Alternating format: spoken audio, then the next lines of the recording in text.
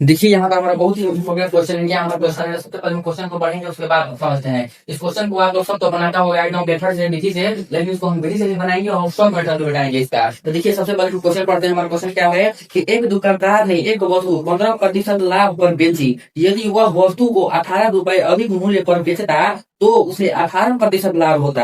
तो वस्तु का क्रय मूल्य हमें क्या करना है। देखिए क्वेश्चन बहुत ही आसान है, घबराना नहीं है। जो क्वेश्चन दिया रहा है उसको सबसे पहले लिख लिया जाता है। सबसे पहले दिया रहा है कि एक वस्तु 15% लाभ करके वस्तु को बेचता है, ठीक है।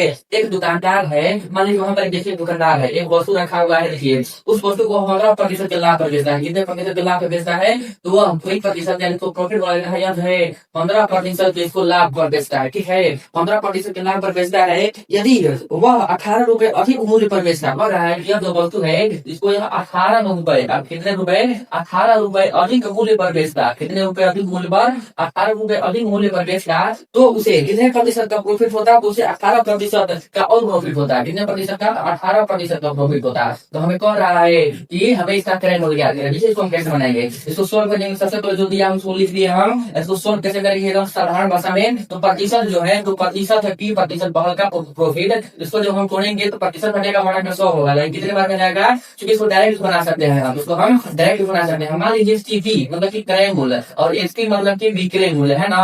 सीपी को हम क्रय मूल्य से डिनोट करते हैं और एसपी को हम विक्रय मूल्य से डिनोट करते हैं। इसको विक्रय मूल्य से डिनोट करते हैं। ऐसा जिस पर कीना गया वस्तु सीपी है और बेची गई वस्तु को जो है विक्रय मूल्य एसपी है ना है। क्योंकि एक वस्तु को मान लेते हैं कि माना कि 100 रुपया में अगर हम खरीदे तो उस पर 15% का प्रॉफिट हो रहा है। वो 115 रुपये में बेचेंगे तभी तो 115 रुपये में जब उसको बेच रहे हैं तभी हमको 15% का प्रॉफिट हो रहा है जी।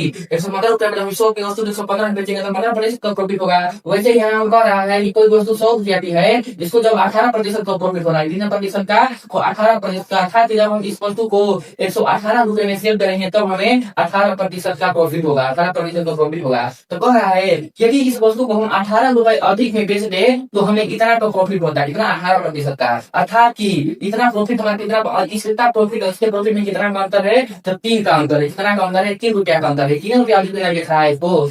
मान लीजिए 15% में प्रॉफिट हो रहा है 115 पर और 18% में प्रॉफिट होगा 118 में बेचेगा। क्योंकि इसमें 115 रुपया, 115 रुपया इसको इसमें बेचा, अगर वो 118 रुपए बेचता तो उसे 3 रुपए का प्रॉफिट होता। लेकिन हमें एक्चुअली प्रॉफिट कितना दिया है, 18 रुपए का। क्योंकि एक्चुअली प्रॉफिट हमें कितना दिया है, 18 रुपए का, और हमें पूछ रहा है और प्रॉफिट हमारा आ रहा है 3 रुपया। हमें पूछ रहा है सीबी एंड क्रय मूल्य का दाम, तो पूरे 100 कर देंगे, अर्थात 3 संख्या 18, जो हमारा एक्चुअली सीबी आएगा वो कितना आ जाएगा, तो 602 रुपए होगा हमारा करेक्ट आंसर तौर पर आ जाएगा, एक्चुअली आ जाएगी। इसको आप मेथड से बनेगा तो इतना आंसर आएगा, बना कर देख लीजिए। आप मेथड दूसरा बिल्कुल डाले हैं वो देख लीजिएगा वहां से।